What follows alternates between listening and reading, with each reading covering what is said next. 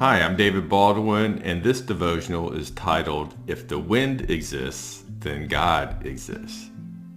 And we're reading Romans 1, verse 20.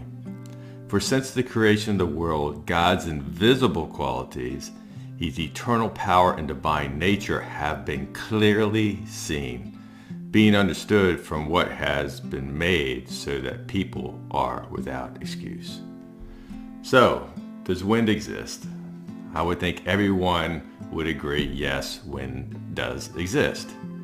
However, you cannot see the wind, yet you say it exists because there is evidence of its existence. You see wind's evidence as the trees and grass sway in harmony. You see the evidence of wind as the flowers dance in the fields. You see the evidence of the wind as it pushes the oceans and stirs it into a roar.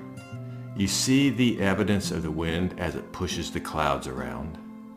As there is plenty of evidence that wind exists, there is also plenty of evidence that God exists. Look at the complexity of our very existence and our environment, the existence of the various species, and the air we breathe, and the water that sustains life. Look at the complexity of the creation of a baby. The union of a man and a woman creates a functioning human being. It has all the cells, the tissues, the organs, eyes to see, ears to hear, and a brain that allows you to function, to process everything about life. And then look at the sun. Think about the sun for a minute. It never burns up. Some say, the universe is millions of years old, or thousands of years old, or whatever. Yet the sun has never burned up. How is that possible? So there's plenty of evidence that God exists.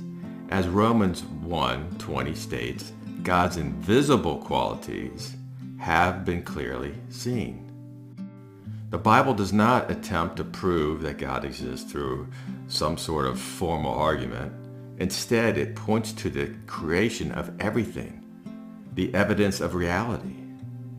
Wrapping up, there is plenty of evidence to show that the invisible wind exists, and there is more than plenty of evidence that the invisible God exists. So back to my premise. If the wind exists, then God exists. Amen, and God bless you.